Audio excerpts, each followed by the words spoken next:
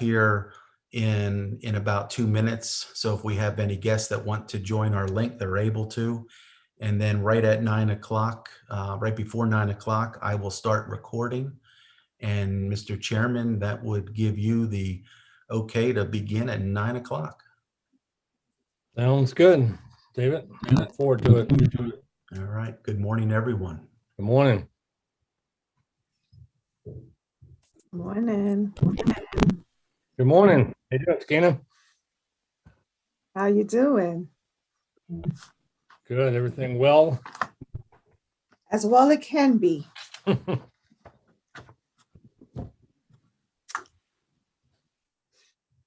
Stuart, can you see the agenda? I can. Yep. Okay, great. Yep. All right. I'm going to go ahead and open this up. So if there is anyone wanting to join through YouTube Live, they can. And about 8:59, I'll start recording and we should be good for 9 o'clock.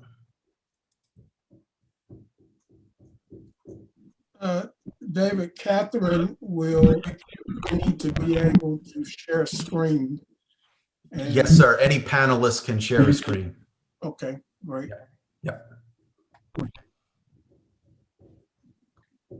I'll leave the agenda up until we need to let Catherine share screen, and then I'll stop. I will need to share a screen just prior to the public comment period. Okay. When we recognize the previous members and show their appreciation. So, Okay. Right before that, I'll stop sharing the agenda. okay. Yep.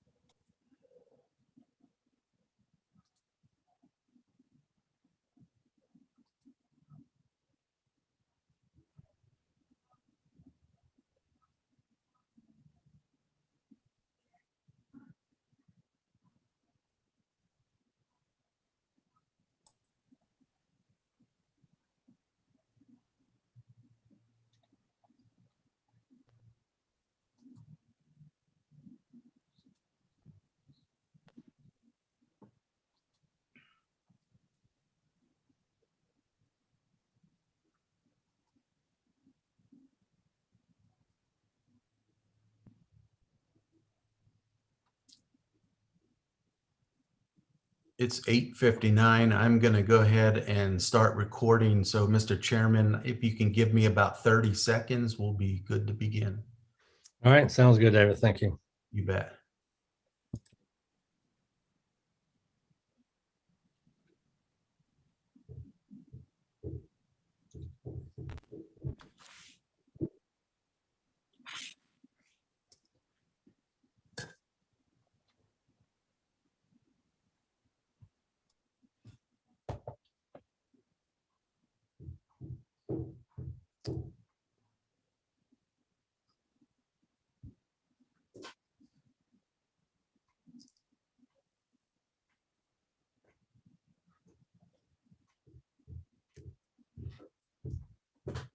All right. Good morning.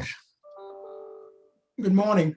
Good to see everybody this morning, and welcome to our virtual meeting. I was just talking to George earlier. It's the Zooming has been good, but the one thing I do miss is the interaction we have, the face-to-face interaction that I have with the team, or we have with the team. I really miss that part of it, even though this is an important way to communicate now, and a lot of folks are doing it, but I think a lot of people around the country are kind of zoomed out, and they're ready for more of that social interaction. So hopefully there are better days ahead, and we will get back to some type of more normal. But again, I welcome everybody that's here this morning, and thanks for attending, and look forward to today's agenda. As I mentioned earlier, it goes without saying the pandemic has really thrown everything into a chaotic state over the last year or so. And with that, we've dropped off a couple of things that we need to address this morning. One, Excellence Awards, I think was a product of that. But the second part, and one of the most important pieces, is our former members. Usually when we have our June banquet every year, the members that are rotating off after their 1 term or 2 terms, depending on their situation, we always recognize our members at the awards banquet with a certificate and a thank you for all the hard work that they've done. So one of the things that we weren't able to do last June was to do that. And so that's something we need to do this morning, is to recognize those folks before we get started with our agenda. We have 4 that rotated off last year. It was Morris Drew, Vivian Gale, Denise Talley, and Paul Willard. A big thank you. As you know, the work that you all do on this committee is really important for the Commonwealth and the career and technical education work that we do. And we know this takes time away from the other things that you all are doing in your real jobs and other things that are going on in your lives.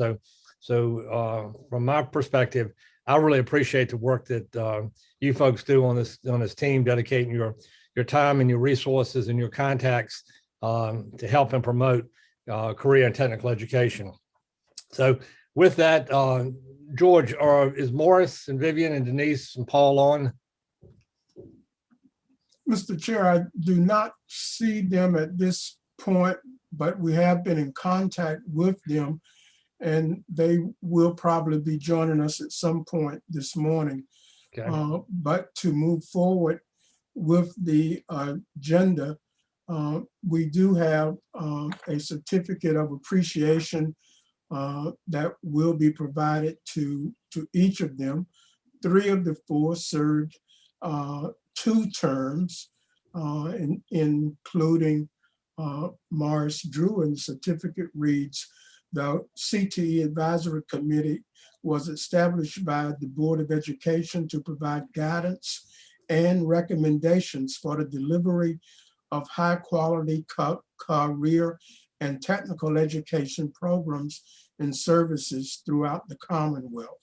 Thank you for your valued service to public education in Virginia. And each of the members will receive a certificate. The certificates that will be mailed will have the original signatures from David and I, and of course Vivian served 2 terms. Denise Talley served 1 term, and Paul Willard II served 2 terms. I'm sure when he does arrive this morning, Mr. Chair, he may want to share comments with the group. Thank you. All right, thank you, George. Does anybody have any comments, just as a thank you to this group that rotated off?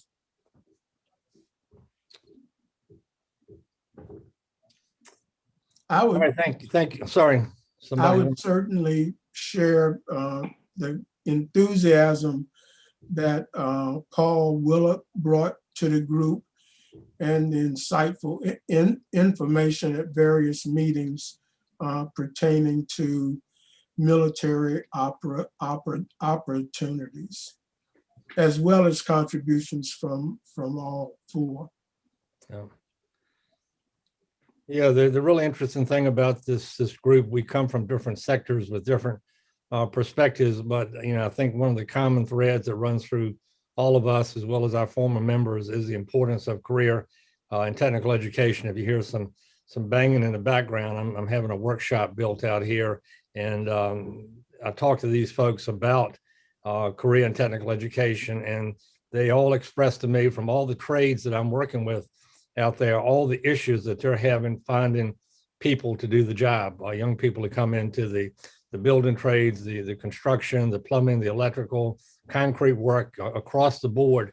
They're having a really difficult time finding folks, and these folks are doing some really good work and with really good salaries. So again, great opportunities for our young people, and just reinforces the importance of this advisory committee and the work that we do. So again, I just want to give a big shout out and a thank you to you all that served, as well as the 4 that served for 1 and 2 terms, and all the hard work they did. So we really appreciate that, and a thank you goes on record from this team. The next item is there any public comment this morning? Mr. Chair, we did not receive any written comment. Okay. All right. Thank you, George. All right, let's go. Let's just do some introductions this morning. I think I can see everybody, but if we can start out, again, I'm Stu Harris, retired NASA Langley Research Center, doing some work in advanced manufacturing in this region. Next, Drexel. Okay, Drexel Harris, retired Dominion Energy HR professional. Been on this committee for a while now. I want to thank the members who are rolling off, and thank all of you guys also for volunteering your time and effort. I remember when I first joined, I used to hear all the people say, I'm a retired this, retired that. I've joined them too, so. It's good to be. Thanks, Drexel. Sakina. Good morning. I'm Dr. Sakina Stevens. I'm currently at ASAC in the Federal Air Marshal Service, and it's my pleasure to serve you today. Thank you. All right, Kevin. Good morning. I'm Kevin Riley, the director of the CTE Resource Center. Dallin. Hi, I'm Dr. Tamika Dowling. I don't know why my Zoom has the C on it.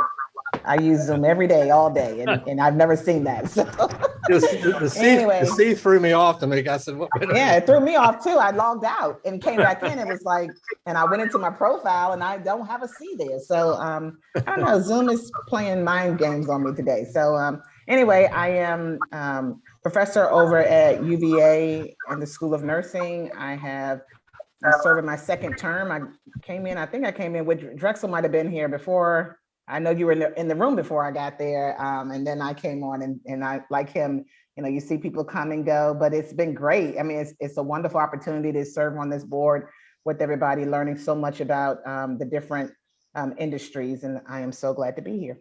Good, thanks. Catherine? Good morning. My name is Catherine Crespin, and I am a research consultant with the Weldon Cooper Center for Public Service at the University of Virginia. I have worked with the Department of Education since 2016 on the Trailblazers project supporting CTE in Virginia. Thanks to you for inviting me to present today on the maritime industry. All right, thank you, Catherine. Lauren? Yep. Good morning. I'm Lauren Sodell.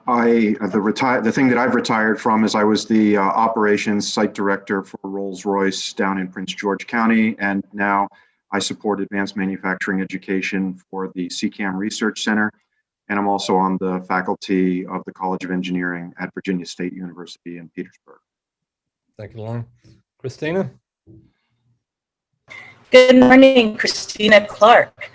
I am currently working with 360 Cradle to Careers, working with our regional directors to help implement workforce development, STEM, and all different programs within public housing.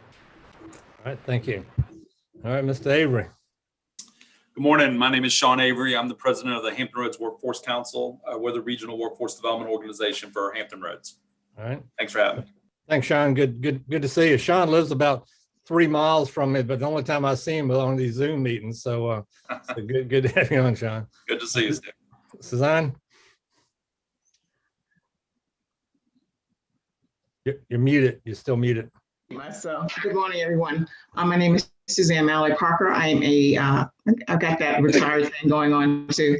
I retired actually 10 years ago from Chesterfield County with 32 years of service. And for the past 10 years, I've been working nonprofit, went back to the school system for the last 3 years and retired again. So I totaled it up, it was 42 years total. So you know, an arts administrator and a music educator, and I'm excited to be a part of this committee. Thank you. All right, thanks. Jason? I'm Jason Daniel. I'm the president of Tech Dynamism based out of Charlottesville, Virginia.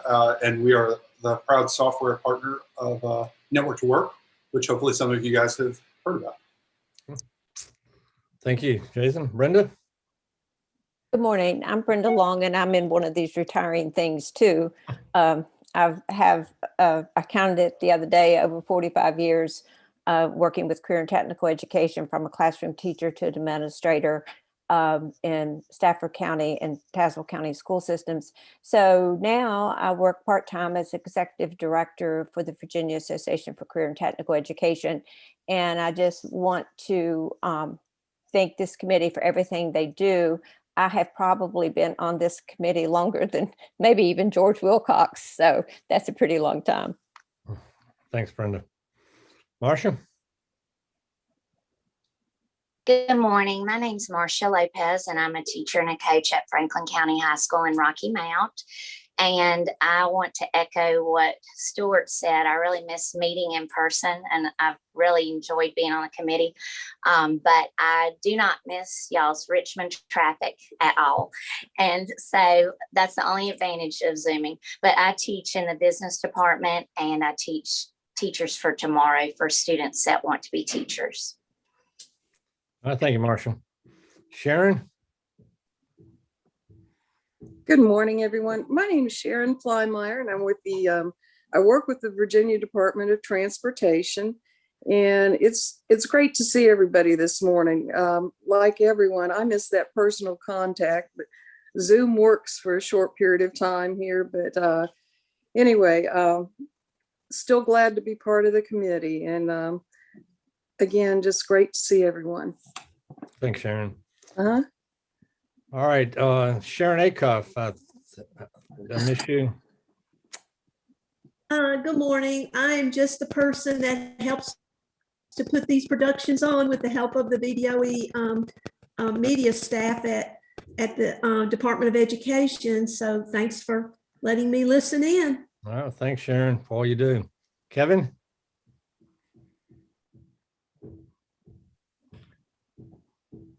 Good morning.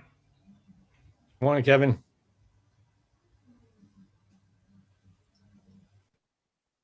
He was introduced earlier. Okay. All right. I'm sorry. All right, David. Good morning, everyone. David Eschmann, Director of Workforce Development and Initiatives. I'd like to echo George's comments earlier about thanking everyone that has and continues to support the CTE Advisory Committee. Not only do we have a committee that's statewide, all of our local school divisions have advisory committees, and would like to thank everyone in their contributions as we look to expand work-based learning. It does not happen without the contributions of business and industry and everyone throughout the Commonwealth. So on behalf of all CTE, I just want to say thank you to all of our volunteers and participants. Thanks, David. George. Good morning again. George Wilcox, Director of Operations and Accountability for the Office of Career, Technical, and Adult Education. Not retired, but in December did celebrate 40 years of service to the Commonwealth. Thank you, George. George, who are we missing this morning? Do you have a tally on that? I will get you a detailed list in just a second. Okay. All right, thanks. All right, again, good to have everyone with us this morning. The next item is the approval of the February 25th meeting. You've had a copy of that for a while. Is any additions, deletions, or changes to the minutes of February 25th? Stuart, one thing I had under my report under legislative update, It said that we had our CTE Live Sessions on Facebook. They were actually on Zoom Okay. and advertised on Facebook.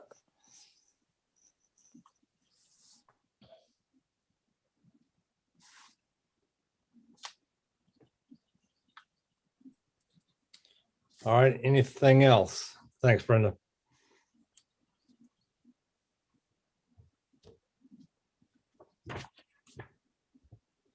All right. Do we have a motion to accept the minutes with the change from Brenda to note CTE Live Session on Zoom and advertised on Facebook? I so move. I move that we accept the minutes with the corrections noted. Thank you. Is there a second? I'll second. Okay. All in favor, raise your hand. Aye. All right. Curious. So thank you. The next item is the maritime industry report in Virginia. I looked that report over yesterday, and it's very enlightening.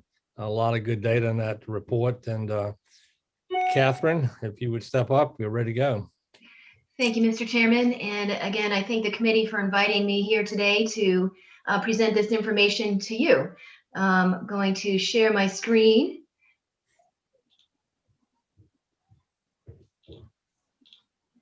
Can everyone see that? Yes. Okay, great. Wonderful. Well, first, I just would like to say thanks again to the committee for having me here today to present this information. I actually do have to give some credit to one of my former colleagues, Spencer Shanholtz, who did the research for this report and put the report together. He is now pursuing his PhD at Syracuse University, but I had the pleasure to review his work and to present the material here to you today. And one thing was clear, certainly, as I looked over the material, that certainly Virginia's maritime industry is a strength for the Commonwealth. And you can see here on this slide some of the superlatives that the industry offers for the Commonwealth. We have one of the largest and busiest port complexes in the United States. The Naval Station Norfolk is the largest naval base in the world. That certainly is a huge driver for the maritime industry here in Virginia. We have the greatest number and the highest concentration of private shipbuilding and repairing jobs in the nation. And we are also the largest seafood producer on the East Coast and the third largest in the United States. In addition to that, we have numerous training opportunities for the maritime industry at both the secondary and post-secondary levels, and offer many entry points into working in this industry. So one thing that Spencer did to provide some structure to exploring Virginia's maritime industry is that he adapted for Virginia a maritime industry sector framework that was developed originally by the Washington Maritime Federation. And as you can see here, it's broken into 4 primary sectors: ship and boat building, repair and maintenance, maritime logistics, shipping and transportation, commercial fishing and seafood products, and maritime support services. And we'll be going into more detail about each of these throughout the presentation, but this just gives us some structure to look into the industry.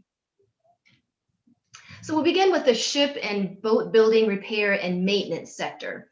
And within this sector, there are 2 subsectors: shipbuilding and repair, and recreational boat building and repair. And the difference between these two, shipbuilding, the shipbuilding subsector is limited to vessels that are designed for deep water use that are able to operate independently for long periods of time. Whereas the recreational boat building and repair subsector focuses on the construction and maintenance of vessels for leisure activities, such as recreational fishing, cruising, water sports in inland and coastal water bodies. Now you can see here on this graph the number of shipbuilding employees in the Virginia Beach, Norfolk, Newport News metropolitan statistical area. Now, according to the U.S. Maritime Administration, there are currently about 124 shipyards classified as active shipbuilders across 26 states in the US, supporting more than 400,000 jobs in this industry. Now, over the last several decades, the number of US shipyards and the associated workforce has declined somewhat due to international competition, among other factors. Consequently, shipbuilding in the United States today is focused primarily on building ships for the military or ships that confine their operations to routes within the United States. One of the primary reasons for that is the Jones Act. The Jones Act requires that all goods shipped between US ports be transported on ships that are built, owned, and operated by US citizens or permanent residents. So as a result, the 5 largest US commercial shipyards build relatively small numbers of very large cargo vessels for domestic use. So, you know, despite that information about international competition and some closures of shipyards, you can see that in the Virginia Beach, Norfolk, Newport News metropolitan statistical area, the number of shipbuilding employees has grown over the past 20 years by about 50%. So in the year 2000, there were about 20,000 employees in this industry, but in 2021, we're around 30,000 shipbuilding employees in this area. And now here, these two tables, looking at the table on the left, for example, you can see that Virginia has the greatest number of shipbuilding employees of all states in the nation. So in the US, the total annual average employment, shipbuilding repair employment is just under 100,000. Virginia has around, as we just mentioned, about 30,000. Another piece of information that I have included on these tables is location quotient. And what this is a measure of how concentrated an industry is in a given geographical area compared to the national average. So as you can see on the table on the left, the location quotient for Virginia shipbuilding is 11 times the national average. This is even more noticeable if you look at the metropolitan statistical area. So to the right, in the table at the right, you can see that the location quotient for shipbuilding employment in the Virginia Beach, Norfolk, Newport News MSA is almost 60 times the national average.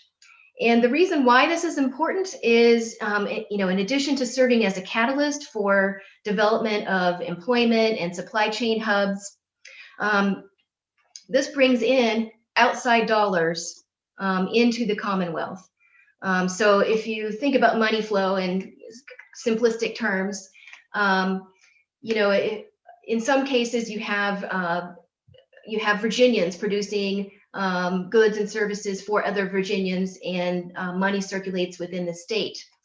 In other situations, Virginia may need something that another state produces and therefore must send dollars outside the state to purchase that good. But as with the shipbuilding industry, if we have something that other states are in need of, that increases the amount of outside dollars coming into the Commonwealth. And certainly this is true with the shipbuilding and repair employment levels here in the Commonwealth. In terms of the recreational boat building and repair subsector, of course, it's not quite as huge as the shipbuilding subsector, but inland coastal water bodies make up about 8% of Virginia's total area, just under 3,300 square miles total. And according to the National Marine Manufacturers Association, recreational boating supports over 17,000 jobs and 790 businesses in the Commonwealth. Here we have some sample ship and boat building, repair and maintenance sector occupations. And you know, many of these occupations have significant numbers of workers in the maritime industry, but these are not exclusive to the maritime industry alone, and include counts of jobs in other industries as well. For example, at the national level, welders, cutters, solderers, and brazers comprise nearly 10% of all workers in the ship and boat building industry. That's probably a little bit higher actually here in the Commonwealth.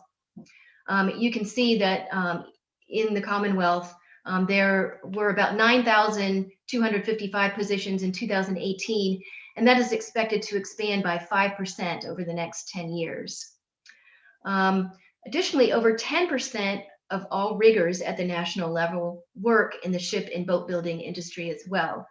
And there's expected to be about 3% growth in this occupation over the next 10 years in Virginia.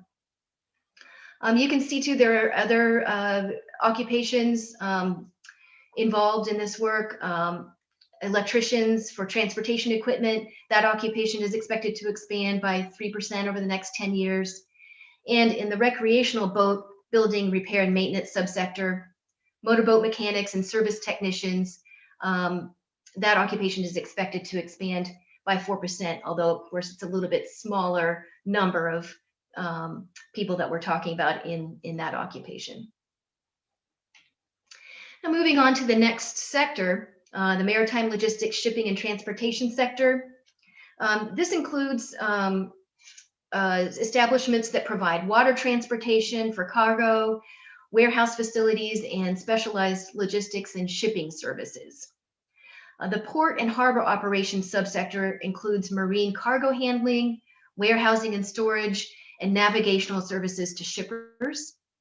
The deep sea and coastal freight subsector includes all shipping and logistics activities not occurring at the port, which would include freight transportation arrangement, drayage and trucking, and maritime navigation and logistics. Of course, passenger water transportation refers to transporting passengers via water. So the Port of Virginia is an extensive port, as we mentioned. It's one of the largest and busiest in the nation. It has 4 marine terminals, the Norfolk International Terminal, Portsmouth Marine Terminal, the Newport News Marine Terminal, and the Virginia International Gateway at Portsmouth. In addition, there is an inland port at Front Royal.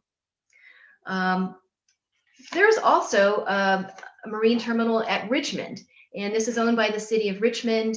Has 300,000 square feet of warehouse space and about 1,500 feet of wharf footage. It's served by the James River barge service that makes a weekly trip from Hampton Roads with containers on the barge. Just some more stats. I don't want to overwhelm you with stats. You can find a lot of this information in the report, but the Port of Virginia is number 6 in terms of cargo volume in the United States. And by 2025, will be the deepest water port on the East Coast at 55 feet. There have been multiple recent capital improvement projects, and there are others in the works to expand capacity. For example, at the Norfolk International Terminal, there recently was an addition of 2 new ship-to-shore cranes, the largest of their kind in the United States, in the fall of 2020, along with the renovation and reconfiguration of the shipyard there. There will also be a 2-year project underway to expand the rail yard, which will double the rail capacity of the shipyard. And in the 4th quarter, in large part due to a lot of these improvements, but also due to increased volume of goods, the 4th quarter in 2020 was the most productive 3-month period in the port's history. In addition to the port facilities themselves, it's also important to think about customer reach. So there are 2 Class 1 railroads, CSX and Norfolk Southern, that serve the port via the largest intermodal rail port on the East Coast. In 2019, the port moved 63% of its cargo by truck, 34% by rail, and 3% by barge.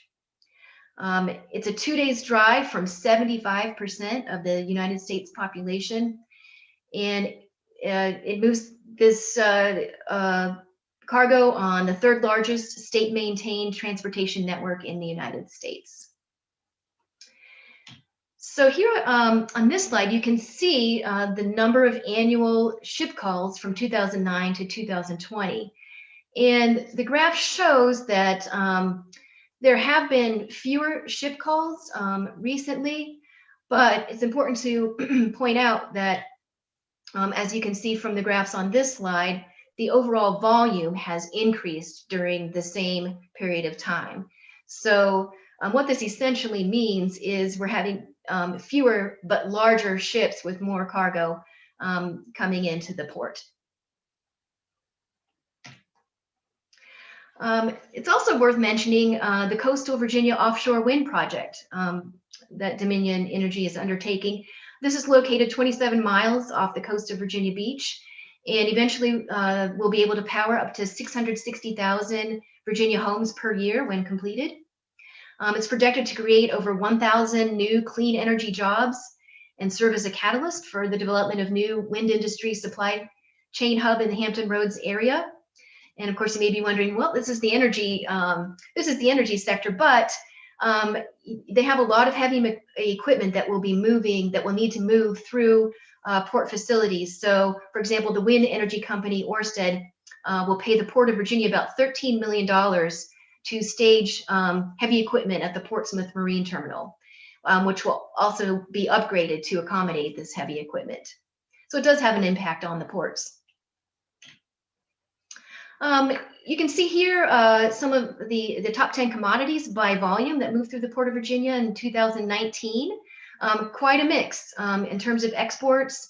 You can see very heavy on mineral fuels and mineral oils, but also wood, oil seeds, residues, wood pulp, and so forth. In terms of imports, nuclear reactors, boilers, machinery, as well as salt, sulfur, earths, and stone make up a lot of the imports, as well as furniture, plastics, beverages. As you can see, it's quite a range of commodities that move through the port.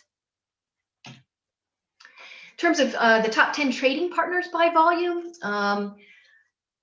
as you can see, the pattern mostly is eastward travel. So in terms of exports, top trading partner is India, but also Brazil, Ukraine, Morocco, and Italy. In terms of imports, maybe the exception to the eastward movement rule is China. China's imports make up the bulk or the largest portion of imports coming into the port. But we also get imports from Germany, India, Brazil, and Italy. Now, in terms of passenger transportation, large-scale passenger water transportation is a relatively small industry in Virginia. We do have 3 Virginia Department of Transportation sponsored ferries. The Mary Point and Sunnybank ferries cross the coastal rivers near Fredericksburg, and the Jamestown, Scotland ferry crosses on the James River near the Jamestown settlement. There are also various tourist cruises that operate in the Chesapeake Bay area. For example, cruises over to Tangier Island. In addition, there are some passenger water taxis that operate in the National Harbor between Virginia and Washington, D.C. But there really are not deep sea passenger ship like cruise lines, for example, that dock or interact in Virginia's ports and harbors. So here you can see some sample occupations in this sector. In terms of port and harbor operations, logisticians are expected to see about 8% growth. They handle, of course, all of the logistics in terms of getting this cargo where it needs to go on time. Transportation, storage, and distribution managers expected to have 4% growth over the next 10 years. Freight handlers, very large number of jobs in this particular occupation, also expected to grow by 3% over the next 10 years. And captains, mates, pilots, 10% growth expected in the state over the next 10 years, as well as with sailors and marine oilers, 6% growth. In terms of transportation attendants, again, this is a smaller industry in Virginia, but it is expected to grow by 10%. Excuse me, by 2% over the next 10 years. Now moving on to Virginia's commercial fishing and seafood products sector. This is made up of wild capture fishing subsector, aquaculture, as well as the seafood processing subsectors. And wild capture fishing is what it sounds like. It refers to the commercial capture of aquatic animals in their natural environment, whereas aquaculture refers to the propagation and rearing of aquatic species in controlled or selected environments. This is actually the fastest growing subsector of the marine industry here in Virginia. The seafood processing subsector is responsible for converting fish or shellfish harvested by aquaculture operations into products that are sold at retail stores or restaurants. Now here is a list of the top 10 US commercial fishing states in terms of landings and value. And a landing is just simply a catch of marine fish that's brought into port. So as you can see here, Virginia is the largest seafood producer on the East Coast and the third largest in the nation. Now this graph shows the number of commercial fisheries landings as well as the value from 1950 to 2019. And as you can see, the graph shows that there has been a decline in the number of landings from its peak in the late 1980s, but there has been an increase in the value of commercial fishing in this time period. Now here you can see this is a graph that shows Virginia aquaculture sales from 1998 to 2018, and you can see that it has really exploded. So in 1998, sales were a little over 20 million, but now just over 110 million in 2018. Virginia ranks number 4 nationally in terms of aquaculture sales. You can see here just how much oyster and clam sales in particular have increased just in 5 years from 2013 to 2018. So for oysters, for example, sales were about 20 million in 2013, but by 2018 sales were 62 million, quite an increase. Same for clams, about 20 million in 2013, going up to 31 million in 2018. According to the Virginia Institute of Marine Science, Virginia leads the nation in hard clam aquaculture production. Virginia is also known for its oyster industry, which includes both wild and farmed products. Virginia is first on the East Coast for eastern oyster production. In terms of the seafood processing subsector, the Omega Protein Corporation in Reedville is one of the largest U.S. suppliers of fish oil and protein products made from menhaden. And the Suffolk-based Cook Seafood is another large seafood processing company with over 1,000 employees. And there are numerous other fish and shellfish processors throughout the state. In addition, the Virginia Seafood Agriculture Research and Extension Center in Hampton has provided educational, scientific, and technical guidance and support for over 4 decades to the Commonwealth. The facility received a federal grant in late 2019 and has begun construction on an $8 million renovation to upgrade its capabilities. Additionally, climate change will impact the fishing and seafood product sector in the future. So as the water in the Chesapeake Bay warms, for example, sea bass and flounder may be moving northwards, while shrimp from the south will be moving in. So already the Virginia commercial fishing industry is seeing an increase in their shrimp harvest. Virginia is at the forefront of aquaculture research and production to help manage this. A team by the Aquaculture Genetics and Breeding Technology Center at the Virginia Institute of Marine Science, for example, was awarded a grant of more than $4 million to work on breeding oysters that will be better equipped to weather disease and other threats that may be caused by climate change, among other reasons. Right, so you can see here a sample of commercial fishing and seafood occupations. Can be a little bit trickier sometimes getting information about occupations that are in the agricultural sector from the Bureau of Labor Statistics. And in some cases, for a variety of reasons, maybe there aren't just simply enough workers to share the data, or the data may be suppressed for other reasons. We can't get information on the number of workers. For example, fishers and related fishing workers, that information was suppressed at the state level.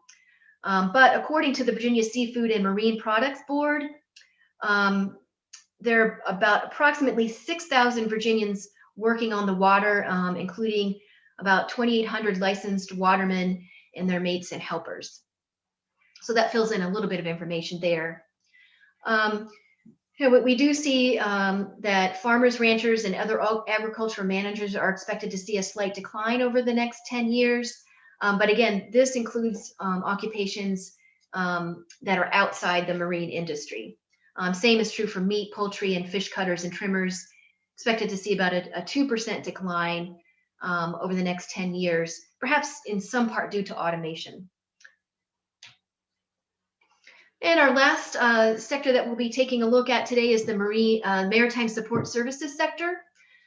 This includes, it's a broad sector that includes many types of service jobs, professionals and researchers from a variety of fields, scientists, surveyors, engineers, environmentalists, lobbyists, lawyers that have expertise in the marine realm.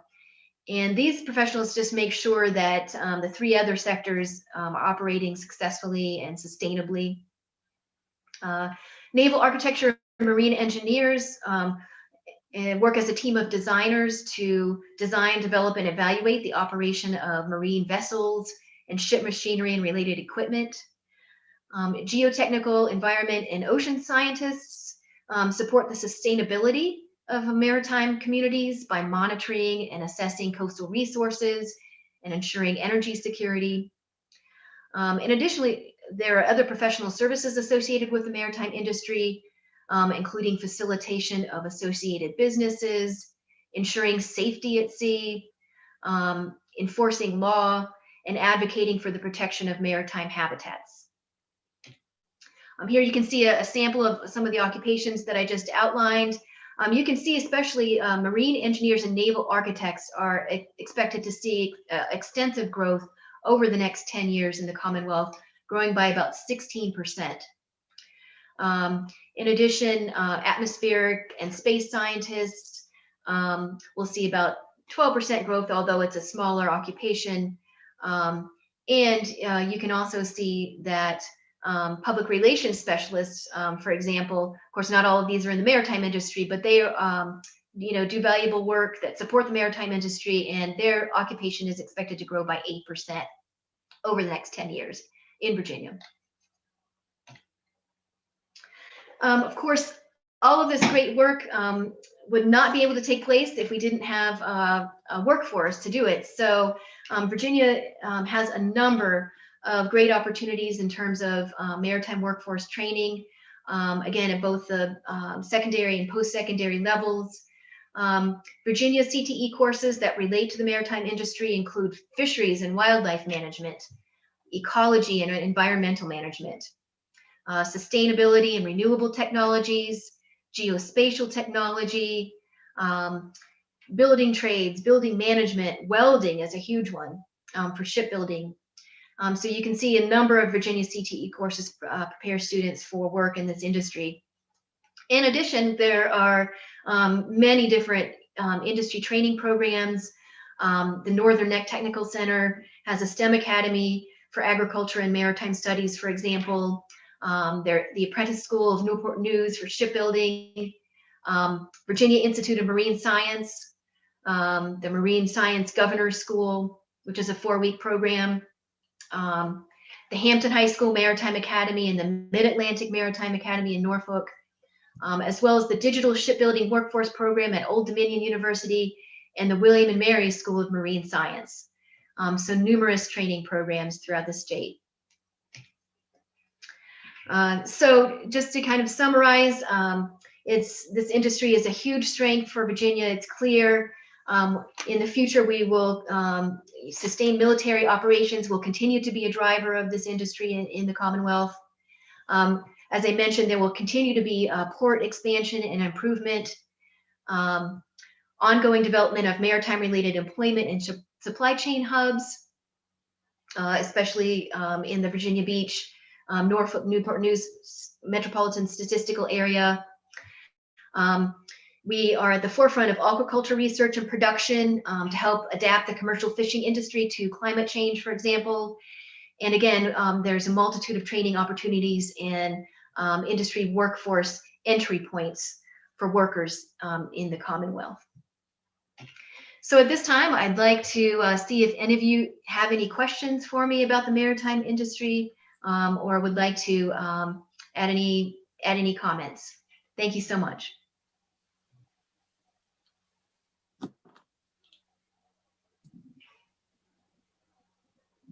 Catherine, great report. A lot of data in there. Can you talk a little bit more about the training programs and some more detail on that if you have it? Sure. Let me see. There, of course, this is included in the report as well. We have a section on preparing the maritime workforce. And in addition, there's an extra appendix that shows training programs in the college and professional development programs. Let's see.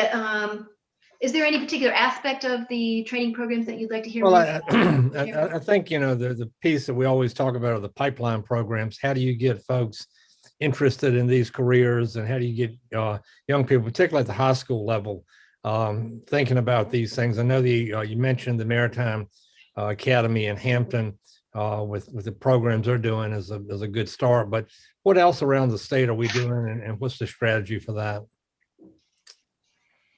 Okay, well, and if anyone has information that they would like to add to this, I welcome it too in terms of training programs. Let me see, in terms of college preparation in marine science, we have the William and Mary School of Marine Science, which I mentioned. They offer advanced degrees in marine science at the master's and PhD level, as well as an undergraduate minor. The Hampton University offers an undergraduate marine biology and biological oceanography degree program. In addition, there are some certificate programs in naval and ocean engineering.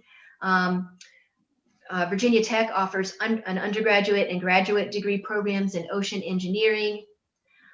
The American Society of Naval Engineers in Alexandria offers a naval engineering certificate program. And the Society of Naval Architects and Marine Engineers in Alexandria offers preparation courses for the Naval Architecture and Marine Engineering exam. Mariner preparation can also be found at the Mid-Atlantic Maritime Academy in Norfolk, the Chesapeake Marine Training Institute in Hayes, the Trident Group Training in Virginia Beach, the National Seafarer Academy in Vienna, the Marine Emergency Response Group in Woodbridge, and QM2 University in Ashburn. This is all mariner preparation.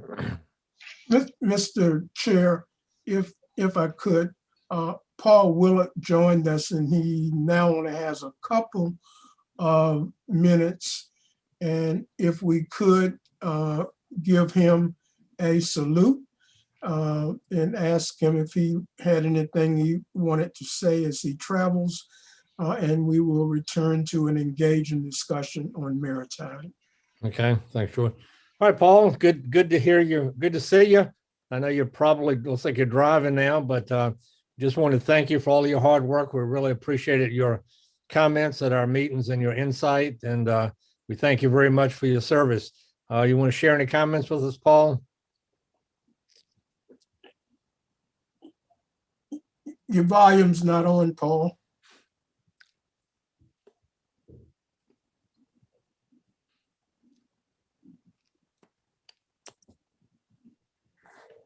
Your speaker is not on, Paul.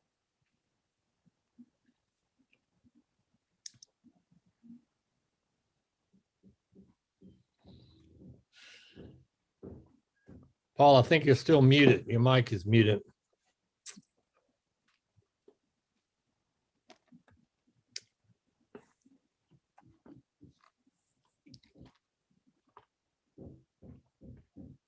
Okay, Mr. Chair, it looks like we're having technical difficulty. At least Paul had the opportunity to see that we did indeed recognize him this morning. Okay. Again, thank you, Paul. We really appreciate it.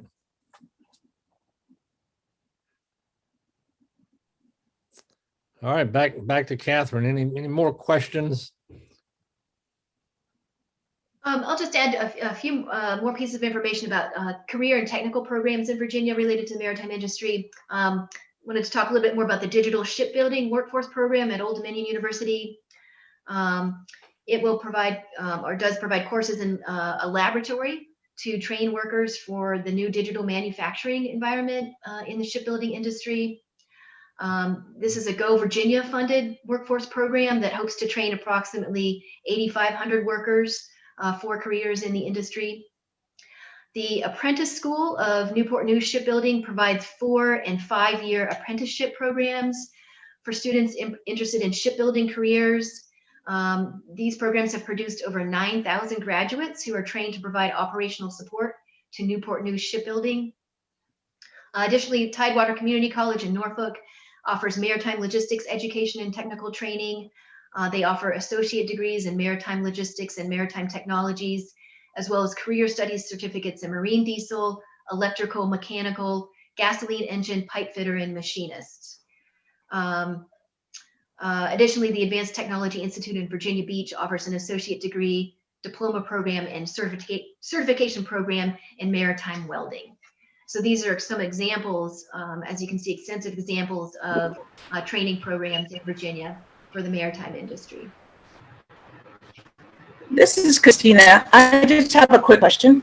Do they think sometime in the future for high school CTE and for our youth, they will be developing some kind of program coming out of high school so they'd be ready for this work out of this year? It'll be available across Commonwealth.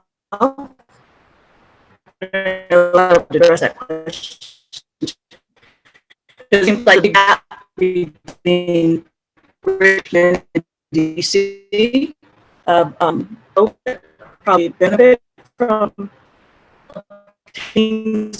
certification being part of the workforce. I apologize, Ms. Clark. I'm having some technical difficulties. I think they just went out. I think. Go ahead. I apologize that there were, for some reason, the audio. I didn't hear that question.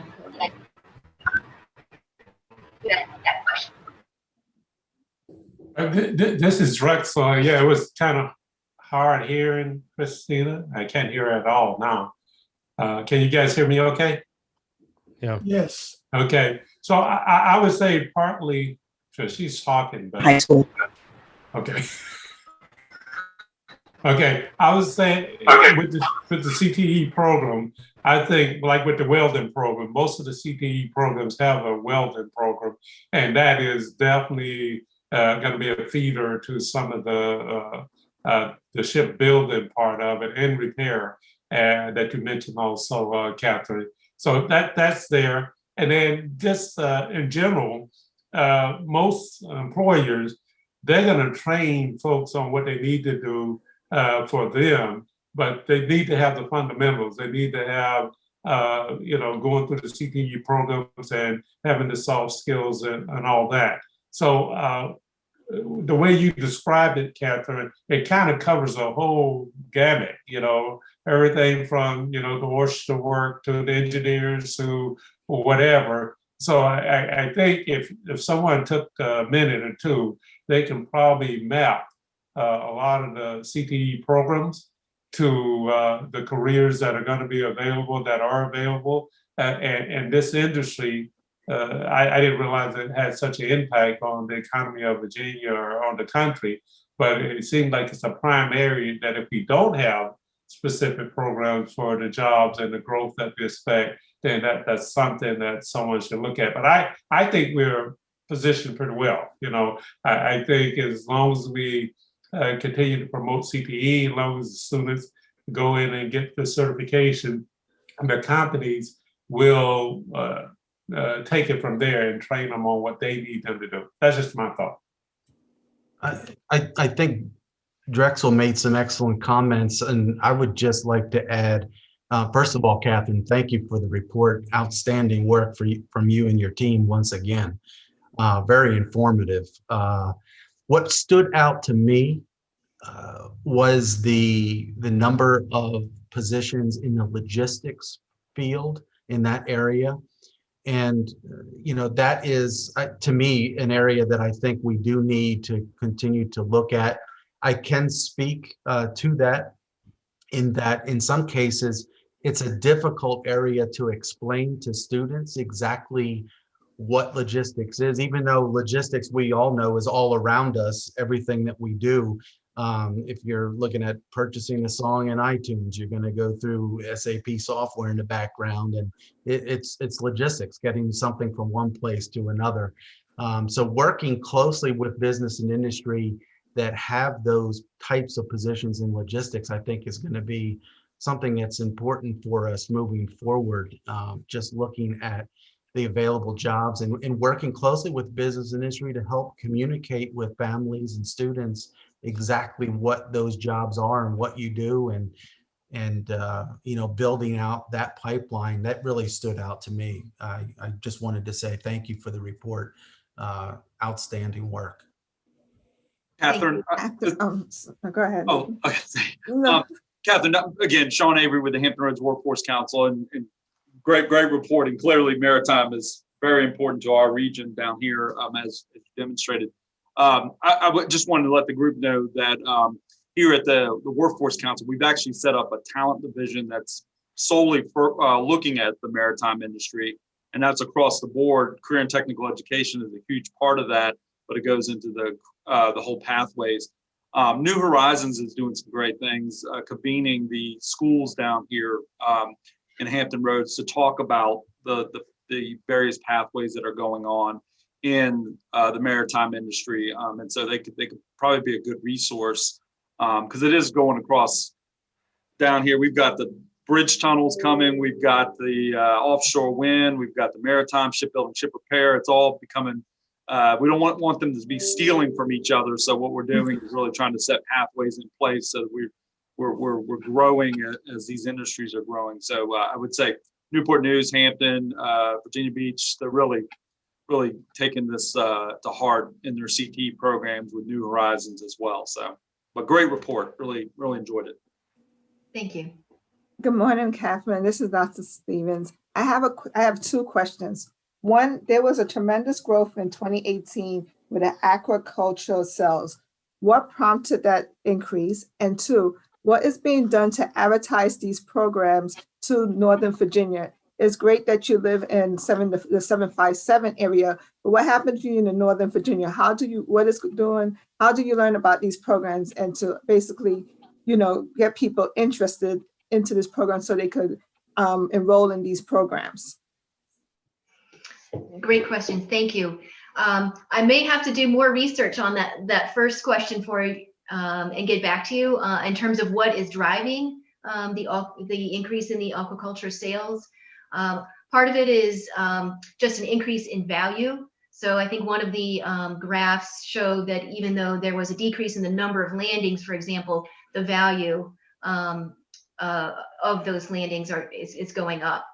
But I'm not quite sure what is driving this increase. So I don't know if it's because we're seeing just greater numbers of farms in the state, or if it has something to do with climate change again. Are we,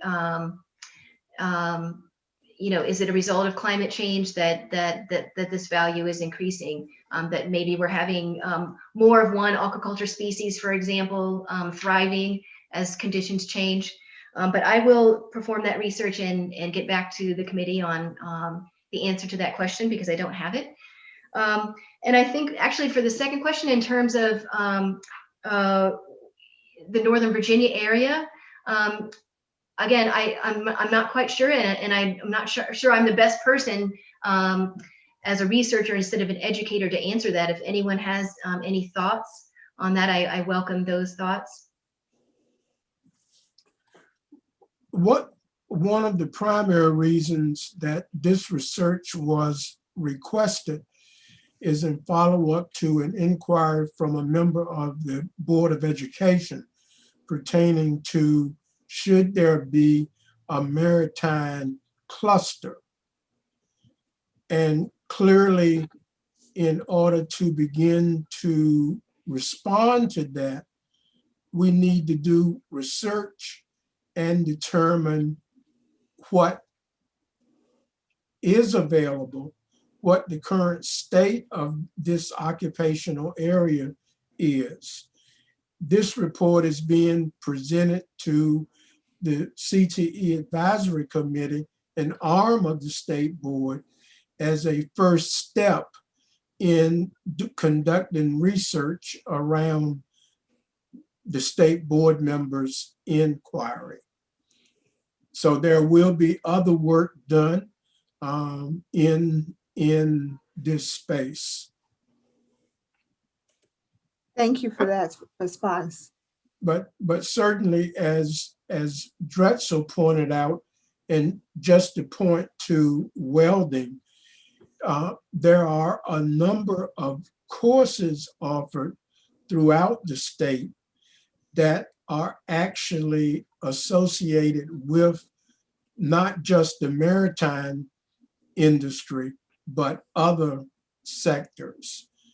So we will be disaggregating that data and identifying which of those fields might uniquely be identified with maritime and which have homes in multiple occupations. Because as you look at electricity, electronics, which was mentioned, those are areas that we have strong programs across the state. And George, I'll just say this is all, it feels similar to the whole energy cluster discussion or whatever. And you can make the case either way, that there was enough pieces for the energy cluster, or do you need a separate one for that? I don't know if they end up in the same place, but it's sort of that same discussion. The pieces and parts are there. It's just how effective are those as far as the students are. They know the right path to get to where they want to be, you know. I agree.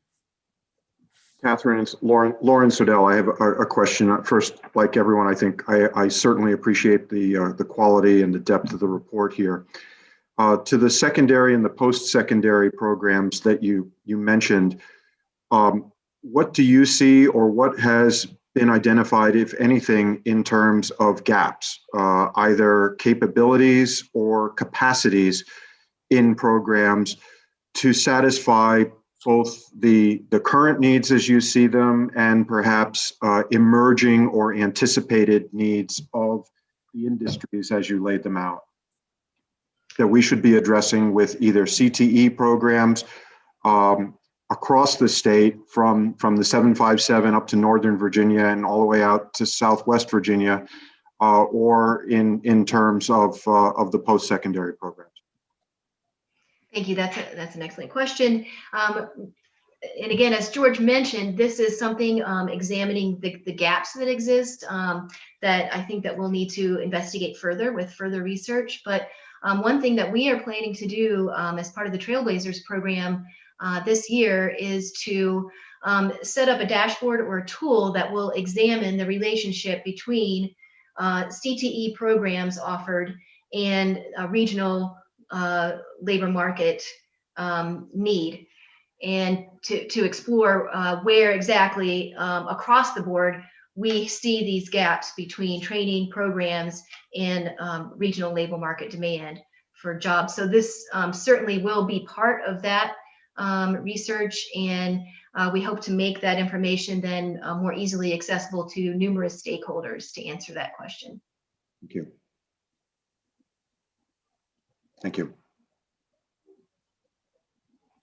I think one of the other comments here needs to be made when we talk about how do students know about these particular opportunities is this is where it comes into play with our middle and high school career awareness and career assessment information that we share with students. If you have a true interest in talent and welding, these are the opportunities. It's not just what's happening in your region, but across the state.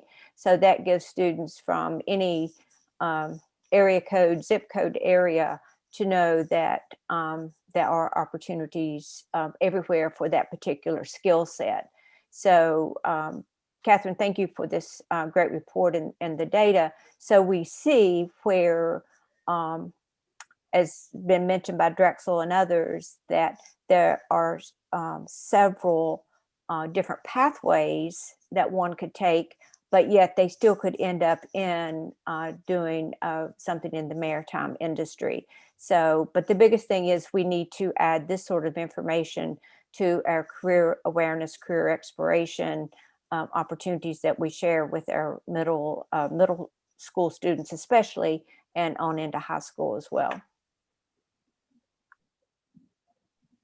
Catherine, this is Stu again. One other question. What was the basis for the job projections in the out years? How was that developed? Those are developed by the Virginia Employment Commission. And what they do is they take information from the Occupational Employment Statistics program provided by the National Bureau of Labor Statistics, and they perform some analysis on it, and every year produce a set of projections for the Commonwealth of Virginia specifically. And then every other year, they also take it down to the regional workforce development area. And so they'll take those statistics and kind of basically customize the national level data to Virginia and the regions. Okay. Yeah, I think it's a great report, and but one of the things is, and I think Sean mentioned that before he left, it's kind of a good news, bad news. We've got all these job opportunities, and we've got all these sectors. How do we prepare these kids for the future so they can move into these opportunities, whether it's maritime, construction, or whatever the sector is out there? And we need to develop the wealth as opposed to just trying to take from one sector to the other. What down here has happened a lot of times, the big companies will take from the smaller companies. So, a ship repair company that has some really good employees, they may move to a larger ship building company that has a little bit better benefits, a better pay, and things like that. And then there's no pipeline to backfill the smaller company, the farm team, so to speak. So we really need to increase the wealth of the resources of these folks getting into these careers. So that's a good point and a great report. Any other questions for Catherine? Again, I just would like to say thank you to the committee for inviting me to present information today on this industry. Thanks. And great questions. Thank you. Great report. Very enlightening. So thank you. George, anything from you or David before we close this section out? Not on this topic, other than we will bring back to the committee an update from Catherine, and we'll share next steps in our work around maritime industry. Okay.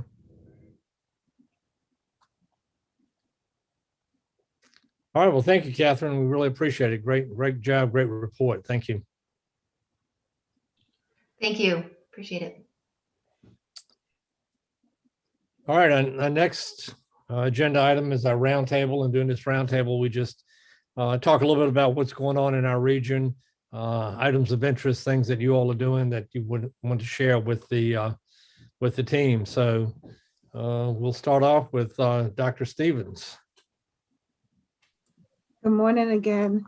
So in the last meeting, we discussed a lot of teachers not wanting to return back into the classroom, looking to retirement, and we're seeing it in huge population putting in the retirement papers in Stafford, and especially in our CTE programs, we're looking to try to, a lot of teachers saying, hey, you know what, I'm not coming back. So right now we're trying to determine where the need is needed and try to recruit people and try to get them into the classroom so we could continue with our programming. So it was really, it was one thing to see, hear the report about it, but actually realize the realization of it in your own schools and your own areas. So that was kind of eye-opening.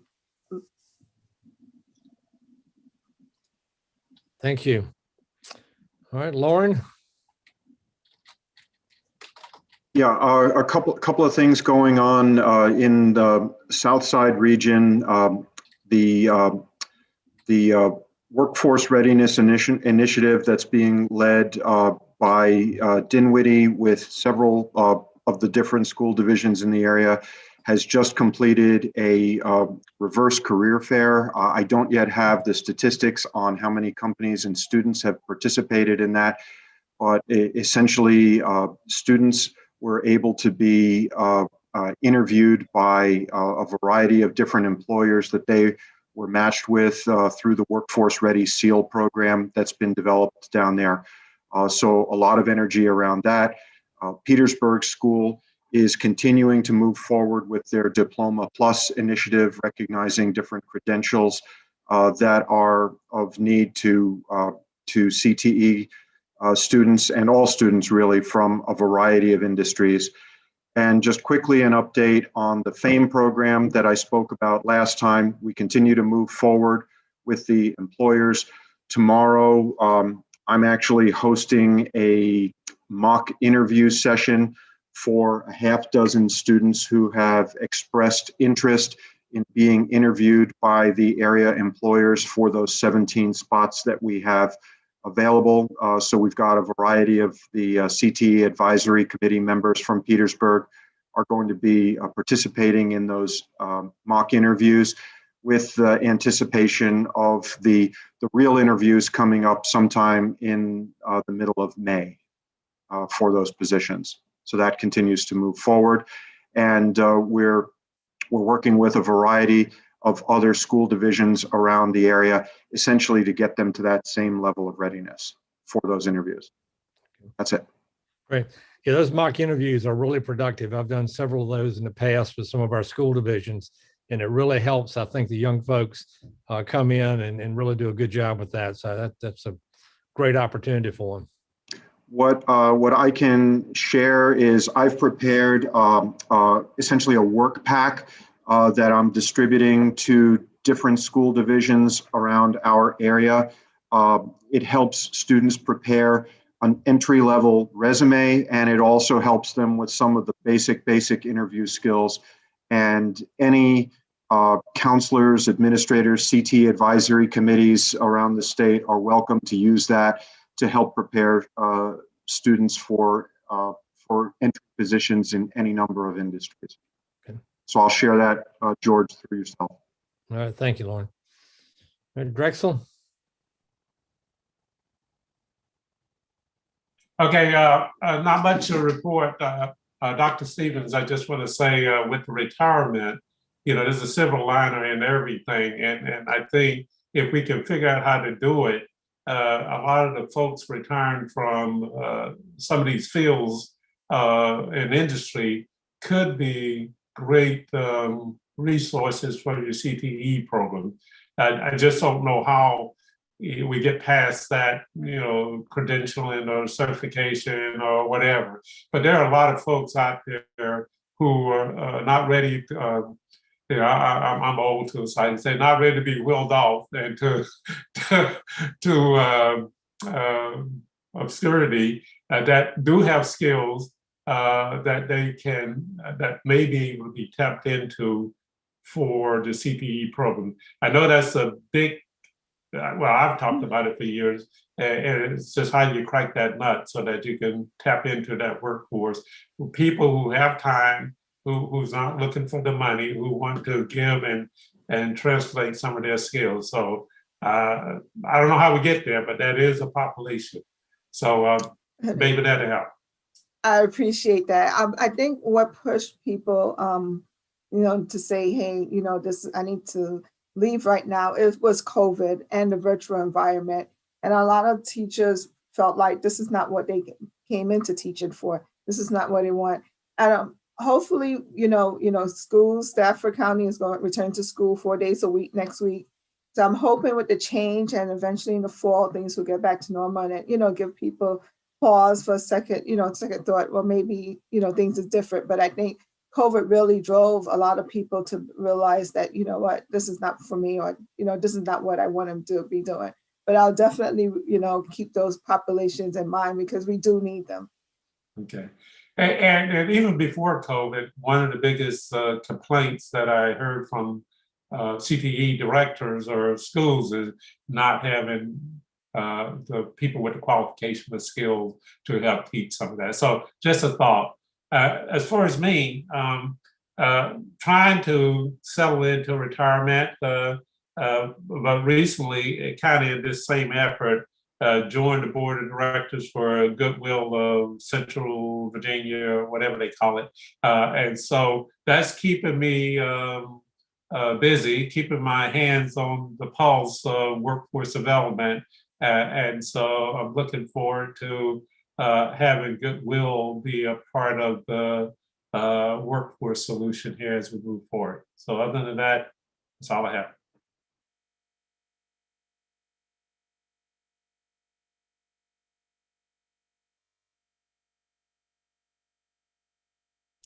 You want more from me? Suzanne? Okay. Good morning again. No, I don't have much of a report. Only thing I'd like to say is as school systems go back, and you all already know this, it's going to be a big transition for all schools, all teachers, all students. So any support that we can give them as a committee, as individuals, volunteering in schools is going to be a tremendous transition. We have to keep that in mind. When you think about teachers have been home, students have been home, some for a whole year. I know in Richmond Public Schools, they have not gone back. They only have like 800 students back in the classrooms. So let's just, as advocates, as educators, just keep that in mind. Supporting teachers and students. Good point. Marcia? Thank you for calling on me now, because I wanted to say to what Suzanne just said, we need subs. We don't have any subs. Nobody wants to sub, especially at the high school level. And so if y'all know people that are retired that are willing to take on that challenge, we need subs probably everywhere. I know we do where I am, but also to what Dr. Stevens, you were saying, I'm a career switcher myself. I've got my MBA. I was working in accounting, and I decided that was not what I wanted to do for the rest of my life. No offense to the accountants of the world, but I decided that I wanted to be a teacher. And it really, because I had my master's, it really wasn't that hard to become a career switcher. I didn't have to take that many courses to be able to get certified to teach. And I know, I'm almost positive, George, you can probably speak to this, but the VDOE has a career switcher program in place because we've had a teacher shortage for years, and there's a lot of knowledge out there, like Drexel said, that we can tap into. So there's that. And also, as I was saying before, we have the Teachers for Tomorrow program in Virginia, and I don't know if they have it in Stafford. I feel sure that they do, but it's been very successful just in my school division. And we've got a lot of students that went through the Teachers for Tomorrow program here and then went on to college and got their degrees. And they've come back to our school division or at least our area to become teachers. So you might want to look into that in your area. But I feel sure that they have that in the Stafford area. Also, you all were talking about how the schools need support, and I can also speak to that. We just started back 5 days a week after being hybrid. We started back 5 days a week in March. We had been hybrid all year, and we have about 2,200 students here. About 450 stayed all virtual, and then everybody else is back. And it's been stressful, more for the students than I thought it would be. And I think it's more for them because they've been used to sort of being on their own schedule, because I teach high school, and so they've been doing their own thing and getting up when they want to. They do their work at night. Like I get submissions in Canvas at sometimes 3 o'clock in the morning. So that has been a huge adjustment for them, but it's also been an adjustment for the teachers. We were able to get our vaccinations if we wanted them, and I think that eased a lot of people's minds. But and we do have a lot of mitigation factors. We have these trifold shields are on the desks, and the students can wear a face shield if they want, but everybody has to wear a face mask. So, but it has been quite an adjustment bringing everyone back. But I think now that we are back in the swing of things, I think people are happy to be back, and it seems a little bit more like normal. We are getting ready to gear up for our certification tests and our workplace readiness skills tests, our WISE financial literacy tests. So we are getting back in the swing of things. And like I said, it's starting to feel a lot more like normal.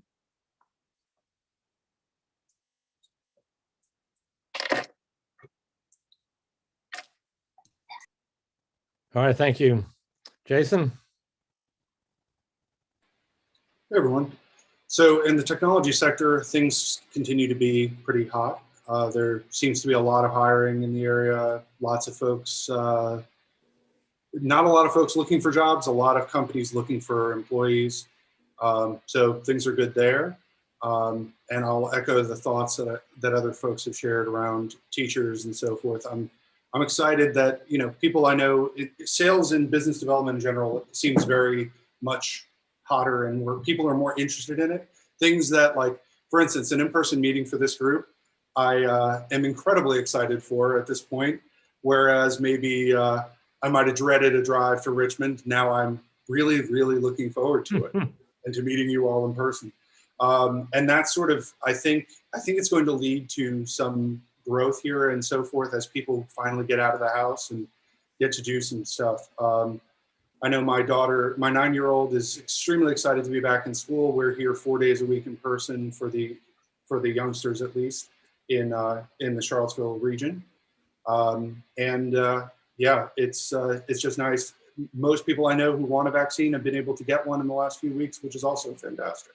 Now we just need to work on everybody else who is reluctant.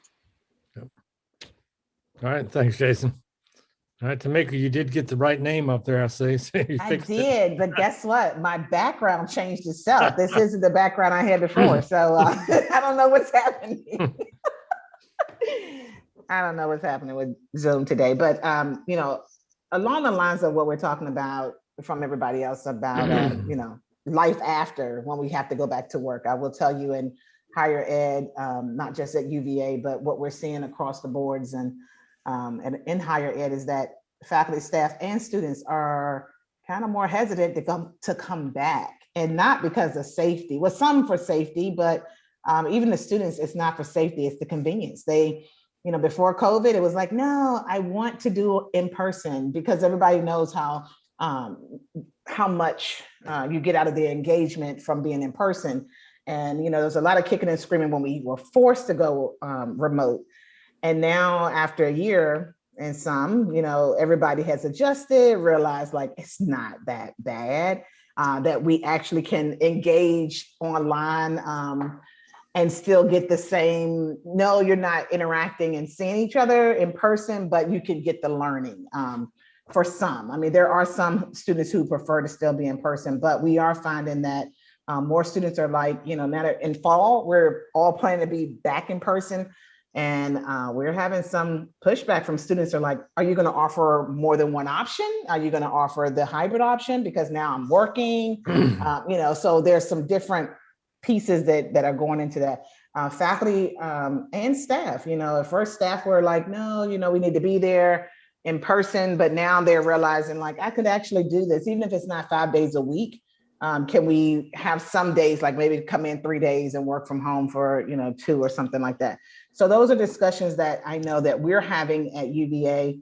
I met with several program directors in the VCCS, the community college system for schools of nursing, and they're having those conversations with their staff and faculty as well, because they are hearing and seeing the same thing.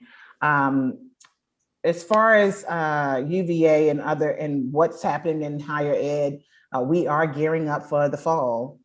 Summer school is here. Yeah, we kind of know what we're doing there, but most of that is going to be online with some in person, but it's not as much of an offering as we will have in the fall. Students want to come back. Parents are ready for them to come and stay on campus. There was some concern with having students paying to stay on campus and then having all their classes online.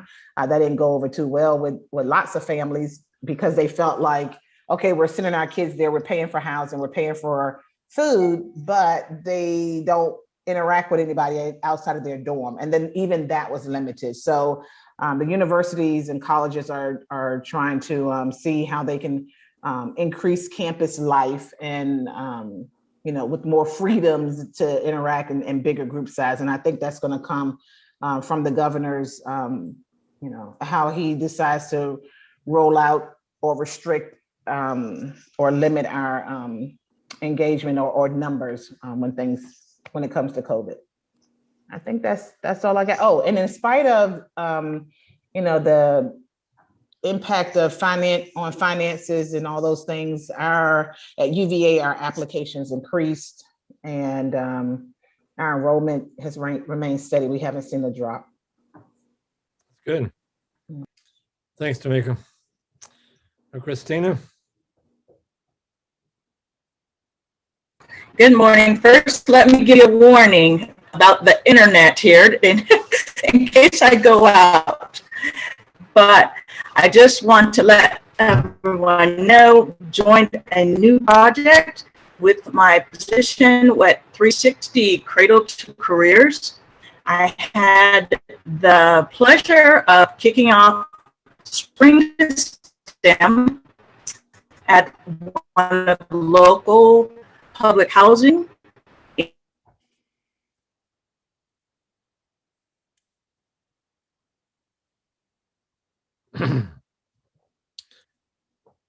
Christina, you're dropping off audio. It may be helpful if you mute your video, because sometimes if you mute your picture, your sound comes out better. Okay, let me do that. Good. Okay, ready? Yep. Is that better? We can hear you. Okay, here we go. All right, so I had the pleasure of participating in Spring to STEM last Thursday during spring break at the Hillside Court Public Housing. It was an initiative that was conceptualized March 12th from the City Council of Richmond, the chairman of the Richmond School Board, the superintendent of the Richmond Public Schools. What can we do to help our kids within public housing, where there is a huge gap, where they're still online, virtual? So our group and team are committed to creating an innovative and vibrant community that will foster financial literacy, encourage lifelong learning, and advancement with underserved communities. So we will be working, we've selected 2 schools, elementary schools, that will be doing virtual STEM club and also another STEM after school program. That is our big thrust. We have engaged many community partners. We're working with VUU, we're working with COVA, we're working with a lot of different industries to help bring together a program that we can infuse into these community centers within public housing in the city of Richmond that are sustainable and will be serve as an impact to our youth. This is just a beginning. We're just putting the framework to it. I hope to be able to provide updates as we.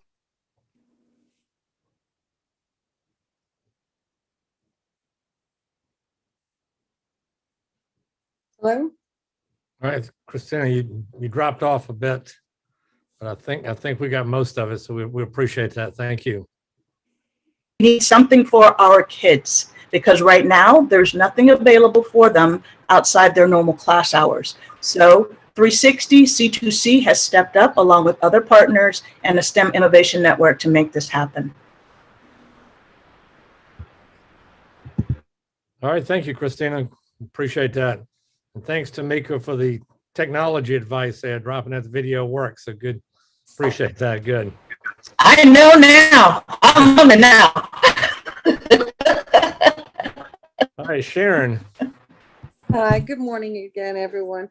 I think COVID has really stretched everyone as far as our imaginations and our experiences. And VDOT this past year, we've not been on our normal game with visiting high schools and middle schools, but our parents have been active with their children and with their school systems. And I commend our parents. They haven't missed anything with their kids. And so they've been active in their own kids' virtual classrooms and whenever they could get to school with their children.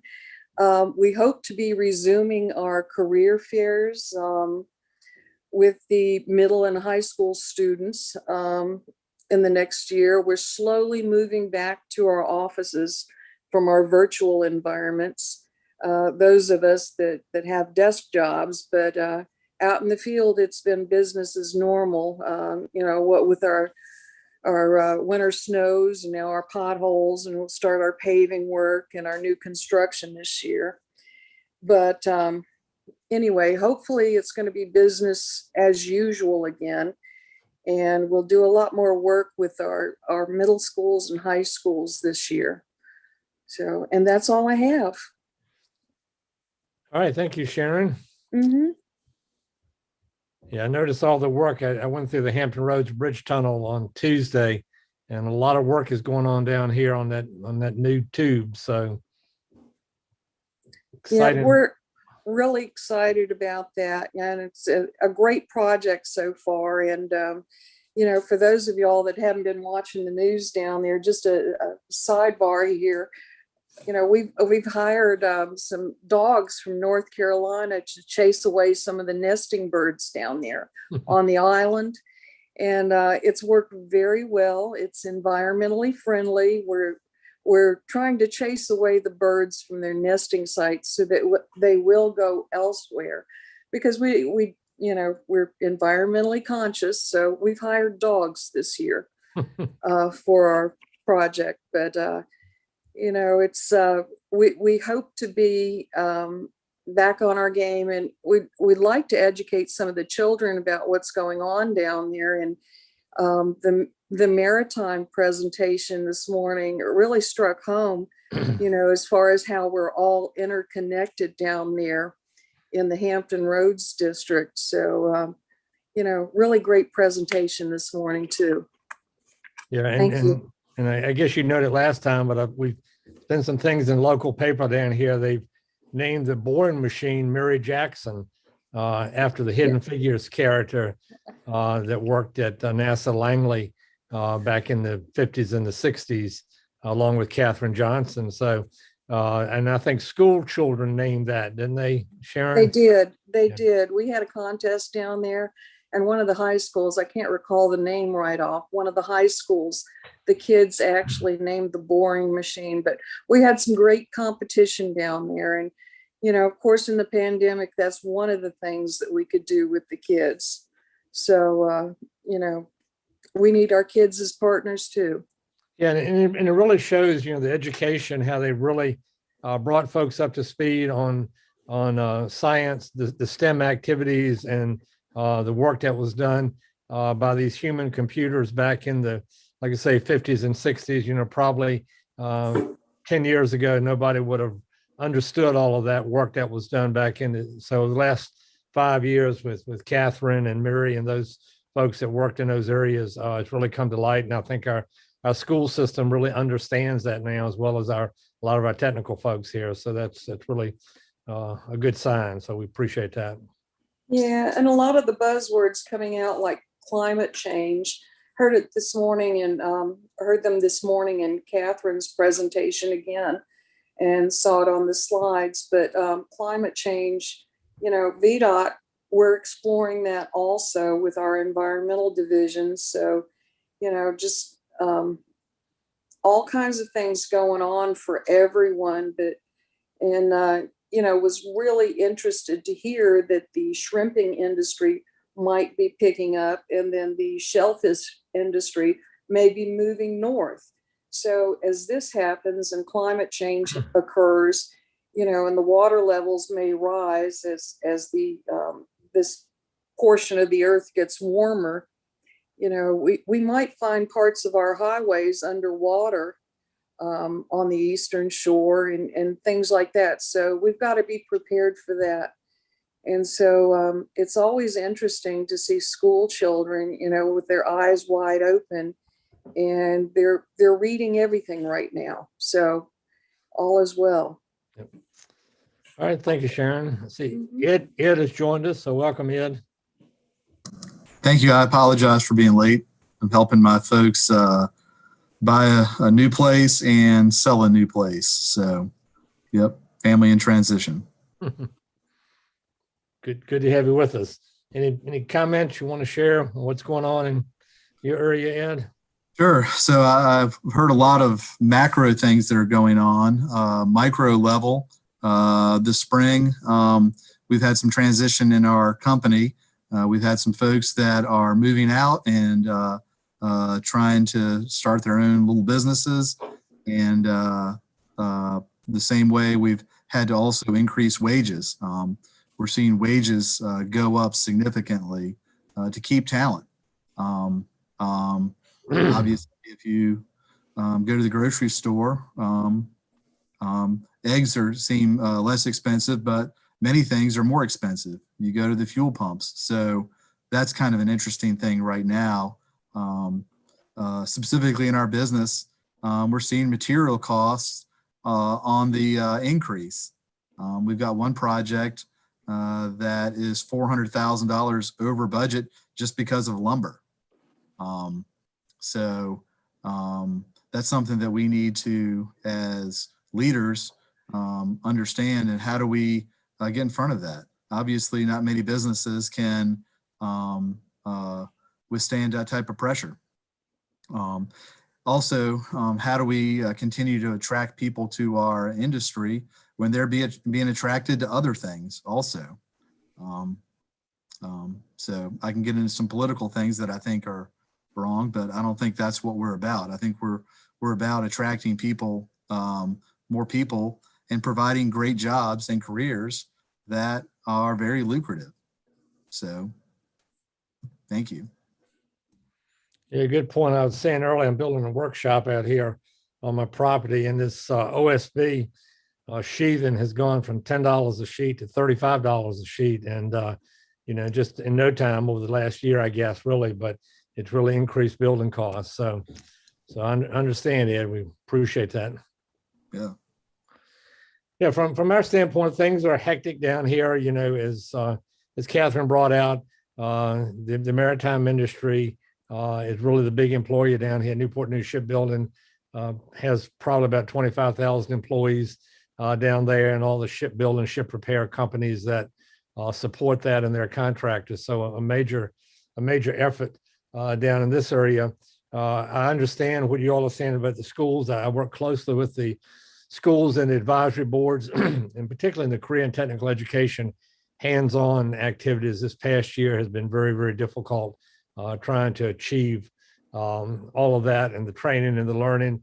And as Tamika said, we've really developed some different habits and different behaviors as we come back, and I think it's across the board. I think the businesses are seeing it. Certainly the school divisions are seeing it. church places of worship are seeing it, so it's pretty much across the board on how people are going to re-enter to whatever we consider normal. Workforce development continues to be an issue.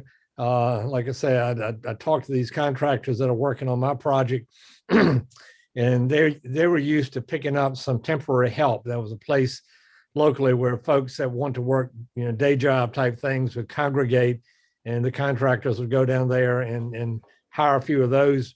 But they say those, the rates on the temporary folks have gone up to $20 an hour. They won't work for less than 20. So again, as Ed mentioned, the rates have gone up, the salaries have gone up, and the workforce shortage continues. And that's why, I was listening to Catherine talk this morning, and great, like I say, good news, bad news. We've got all these opportunities, but how can we react as a Commonwealth to develop these pipelines so one industry doesn't overwhelm the other, and there's plenty of talent and wealth to go around across all of our sectors. And I think, from this area, that's one of the biggest challenges I see, a limited number of folks in these areas.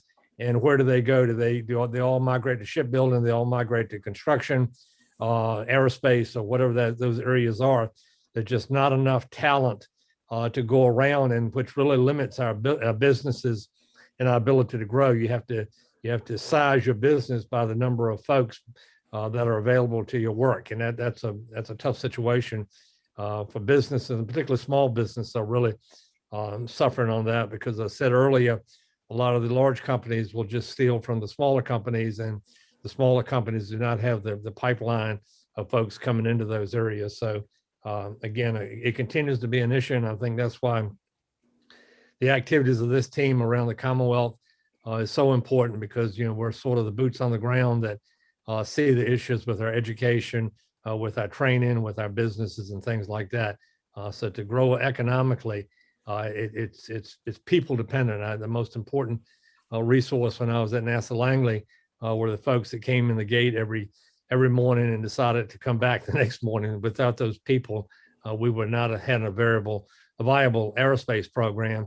And the same goes across the board for all our industries. So it's an exciting time, but also a very challenging time. So we all appreciate that. But again, I just appreciate what everybody is doing on this team to help develop solutions to this problem. And it's not going to go away in the short term. I think it's going to be with us for a while.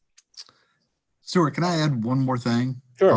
One thing, and I'm sorry I missed Tamika, but a lot of us represent, like I heard Sharon talk about, VDOT workers, that really nothing has changed out in the field where work is getting put in place. And I think COVID has made it more clear who the essential workers really are.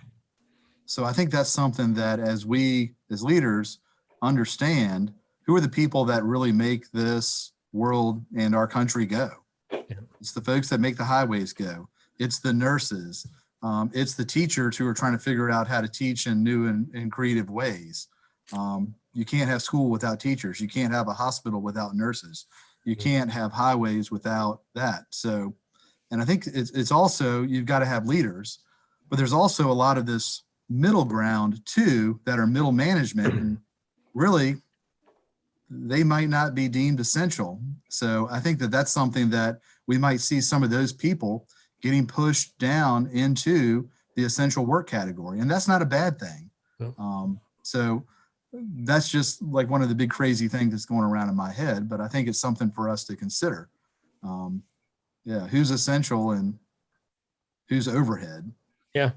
Right now in transportation logistics, we talked about logistics earlier, but the logistics aspect of it, we've all depended heavily over the past year on our delivery system to get us the products we need, whether it's through an Amazon delivery or food delivery, grocery, getting things moved from point A to point B. We saw what happened when the tanker the cargo ship got stuck in the Suez, and what that did. They lost $1 billion a day not being able to move cargo through there. And it ripples throughout the whole world. So it's an international market too. But the logistics and transportation and our healthcare workers, our folks that work groceries and produce and products and things like that are really essential during this past year. And I think Ed makes a good point. I think we took a lot of that for granted as we moved through life, but we really saw how important this aspect of our life is. And so they need great call outs for a job well done. So, but you're right, you really find out what's essential and what's not essential during these times. So again, great work. All right, have I missed anybody?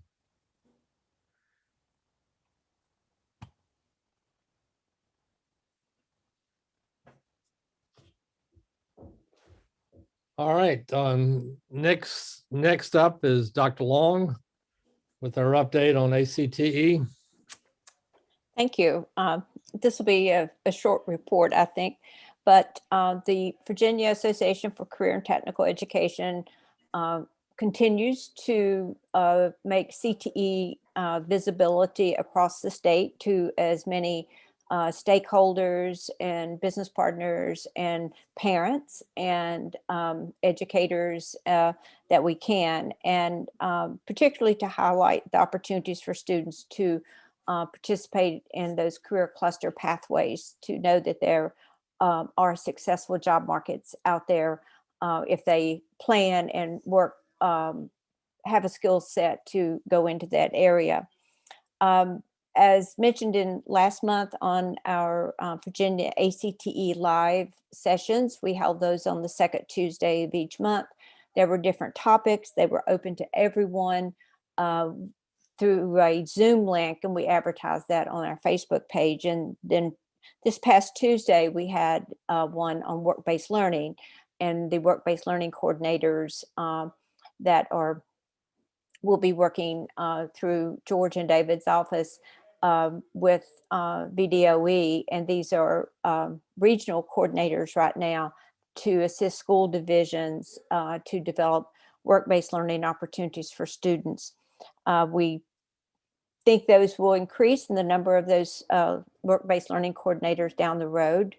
We know some school divisions already have work-based learning coordinators, but that's going to be an essential part for this qualified workforce that we want to come through our secondary programs and then enter the job market, or whether they decide on post-secondary, 4-year degrees, 2-year associates or certificate programs. So opportunities for students to have those work-based learning activities is really essential.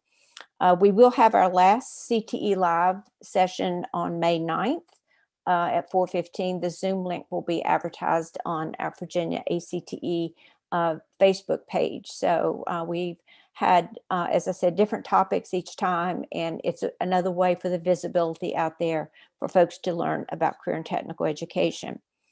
Our budget amendment for the replacement of VERSO, for those of you who don't know, VERSO is the Virginia Educational Resource Services Online. It housed all of our CTE curriculum, data, competencies, credentialing information, just an enormous amount of information. And as you know, VERSO had served us well for over 20 years, but it died last June, and that database kind of just gave out. But we were successful in getting a budget amendment passed, and the governor has signed it, and to replace and rebuild that system with updated technology, and it will be housed and managed at the CTE Resource Center as it has been in the past. It will complement and be interactive with VDOE's learning management system. There are some data and information in VERSO that's not feasible or can find a place for it in the VDOE learning management system in Canvas. So this is the opportunity then for us, for that information to be available for teachers, administrators, parents, and our business partners to access that information. So we were excited about that, very thankful for it. It took a lot of people working on that with our policymakers and with our CTE educators and our business partners that reached out to get that budget amendment across the line. Virginia ACTE will include to work on the strategies that from the association to continue to support and expand our state-of-the-art CTE programs. provide professional development, leadership, influence public policy at both the state and national levels. We did talk about teacher shortage in Virginia. Career and technical education rates number 5 in the critical teacher shortage list. We would prefer not to be on that list, but we are, because as we've said, we are losing a lot of teachers to retirement in all areas, and the pandemic has a lot to do with that. One of the things in our, we call it issues and solutions document, but it's issues and solutions for career and technical education in Virginia. It is a document on the Virginia ACTE website. That website is virginiaacte.org. And in that document, we have listed teacher shortage and how critical that is to CTE programs, and whether we can encourage our secondary students to go into education and become CTE teachers. But then we realize that we are lacking a lot of our CTE teacher preparation programs in the state. So we reach out to career switchers, and we are hoping that we can fill that void, that we have a lot of great programs. We have lost some programs principally because we cannot find a teacher that could be qualified or could get the work on the endorsements for that program. So we continue to work on that because that is a very critical area, not only for CTE, but experiencing it across the board. We do talk about post-COVID and what will happen in post-COVID. And we certainly believe there will be a post-COVID, but our National Association for Career and Technical Education has published another document called High Quality CTE Programs in the Post-COVID Era. It can be downloaded from their website, acteonline.org. It is free, but it does go through some of the things of what teachers have struggled with and school systems have struggled with, but then what's going to happen post-COVID?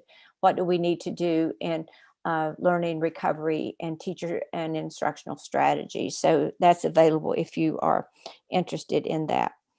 I think that's about it, other than to share with you that my future plans are that I'm going to be retiring as executive director of the Virginia Association for Career and Technical Education at the last of June. This has been a great opportunity for me to serve in this role for the last, I guess, 6 or 7 years. I retired once and I didn't handle that very well. So maybe I will handle the second retirement a little better, but I'm really not sure. I usually have to have something that will keep me out of trouble. So I maybe just have to move on to something else.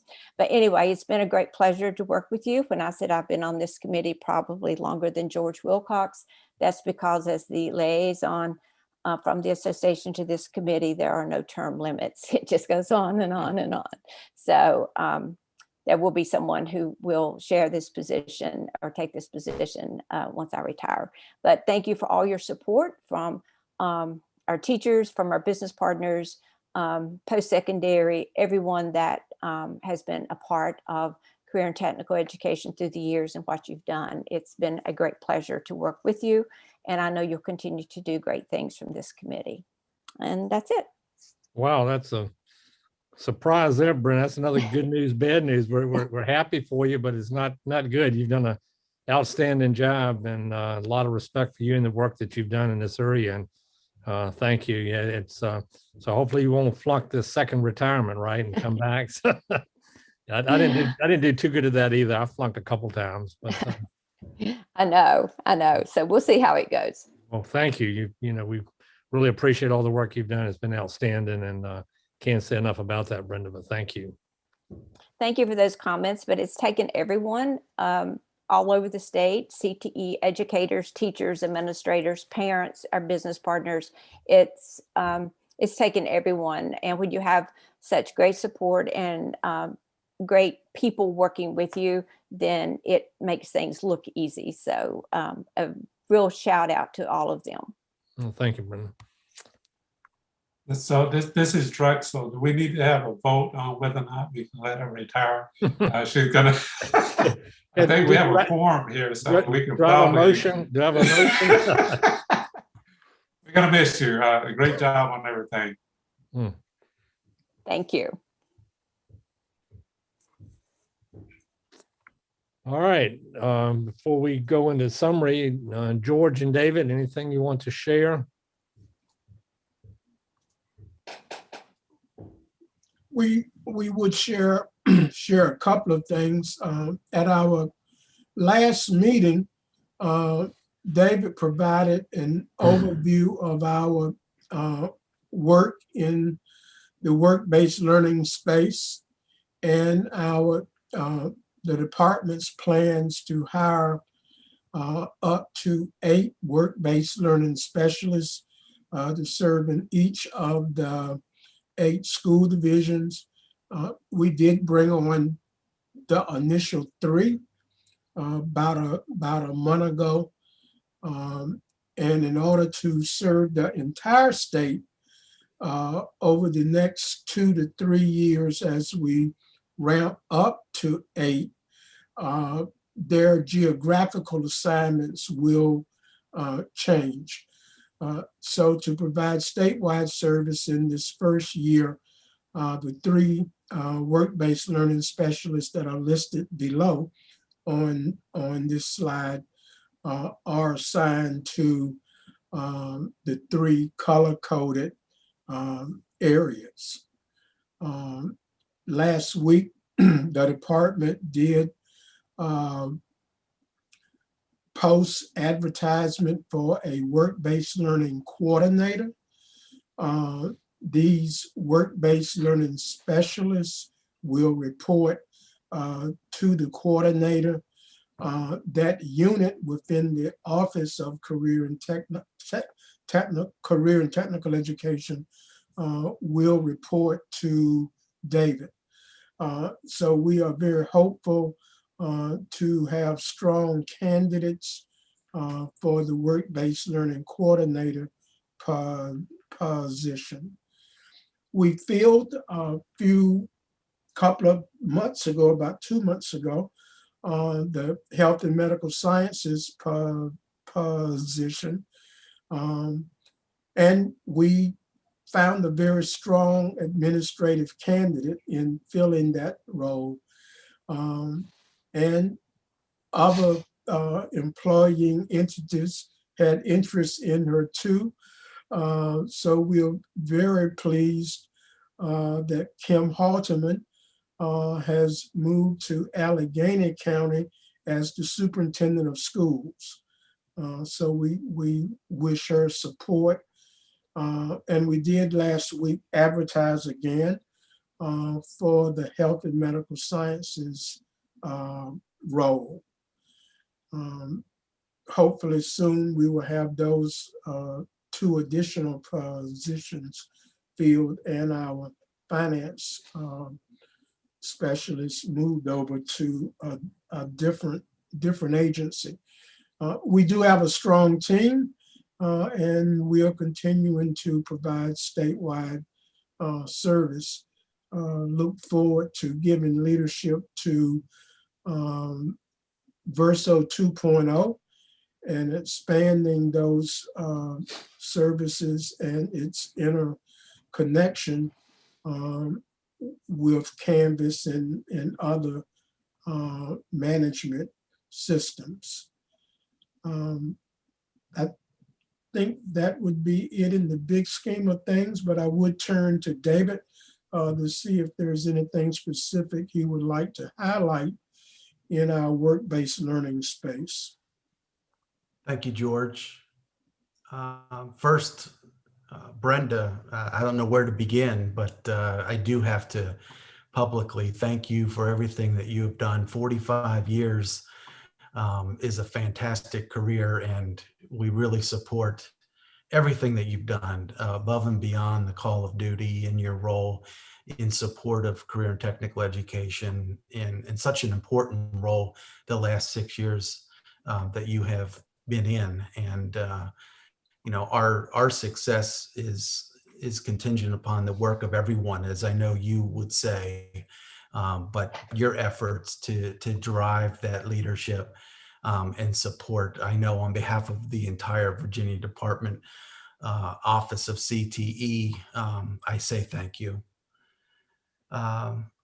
just to add, really, when it comes to one of the comments that I think that was made earlier about the promotion of opportunities that may not be in your own neck of the woods, and really the effort behind expanding work-based learning. CTE has been doing work-based learning for a number of years. It's been led by Sharon Acuff, and she has done a fantastic job. I know she's very excited to see her work really come to fruition in the support of added positions. That just speaks to the work that she's done over the years. And it is important for us to support the entire Commonwealth. And I think just to highlight the map that George shared, it was made very clear by Dr. Lane, our state superintendent, and the board that we wanted to roll this out, yes, in a phased approach, but we also wanted to support the entire Commonwealth. So I think you can see from that map, even though this first phase is only 3 positions, we are covering the entire Commonwealth in support of expanding work-based learning opportunities, and not only establishing those partnerships, but maintaining the partnerships that we currently have. We know are of value and provide so many important opportunities for students in preparation for workforce, no matter what sector that the student is interested in. We value that aspect of career and technical education. It's not just about content delivery in the classroom or support of workforce development and work-based learning, but also our career and technical student organizations. So many of the things that really attribute to a strong program in preparing students to be college and career ready do not happen without the support of the Commonwealth. So this effort, I think, is going to be a significant one as we move through Perkins 5 and forward, trying to help school divisions by making these connections, not only at the secondary level, but at the post-secondary level. It is exciting. We're already looking at next year's funding and trying to figure out, how we can move this forward and add additional positions. We're excited to bring a workforce development or work-based learning coordinator.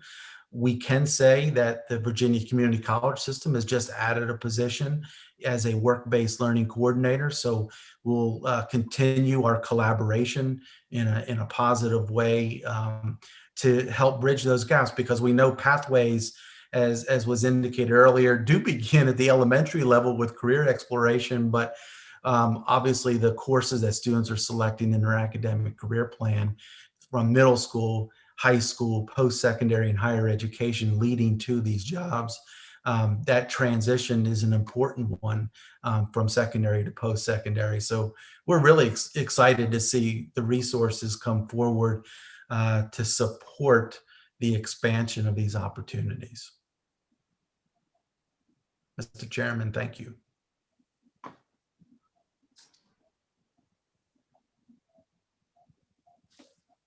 That's it from the department, Stuart. Right, I guess as we close today, our next meeting is scheduled for June the 10th. I talked to George earlier. I think the DOE Advisory Board is going to try to do a face-to-face meeting, their next meeting. Would you all be open if things continue to improve for a face-to-face in June? And we'll play it by ear and talk about it more as the months go on, but we're a couple months out from that, and we'll keep you informed. But is everybody good with at least looking at that as an option? I am. Yes. Face-to-face? Yes. Mask, how about mask to mask? We could. There you go. Yeah, we could. So I think if you play it by ear, like you say, I think no one would have predicted this time last year that we'd be in this place this year. So I'm okay with it as long as we are consistent with what's going on that time. yeah, we'll pay attention to what's going on and what it looks like at the end of May or something like that, and we'll talk to George and David. We'll send out another email to you all to kind of get your feeling as to what you all think. Again, don't want to put anybody, and we could, but it would be good if we could to have a meeting with this group. That'll be our last meeting of this fiscal year anyway. So, but we'll play that by ear. But if you're open to that discussion, we'll enter into that discussion in the May timeframe. Anything else for the group today? So this is Christina. I just had to ask a quick question. Going back to our first meeting, I think you sent out an email to all of us with a group of topics and asking us if we would like to participate in some kind of focus group based on different topics. Are we still doing that? Do I need to repeat once I turned off my camera? I think Christina was asking, we talked early in the year about some focus groups on specific topics, specific focus groups, and signing up for that. I don't know if we followed up on that or not, have we, George? We would need to finalize that and present the priority focus groups and who will represent each of them at our June meeting. Okay. Thank you so much. Right. Thank you, Christina, for bringing that up. We'll try to run that to ground. Thank you. But George, we need to talk. David, we need to talk about that one so we can draw a conclusion to that. We will follow up, set up a separate conference call. All right. All right. Anything else? Again, I want to thank Catherine today for her presentation. Great job. Very thought-provoking. A lot of data there to digest. But thank you for sharing that with us. Again, congratulations to Brenda. Thank you again, Brenda, for all your hard work, and congratulations. We will miss you. No question about that. All right. Nothing else for the good of the order. Do I have a motion that we adjourn? So moved. Second? Second. All in favor, raise your hand. All right. The Germans have it. Thank you again for all your hard work. We really appreciate it. Everybody continue to stay well, and look forward to June. Thank you. Thank you. Thank you.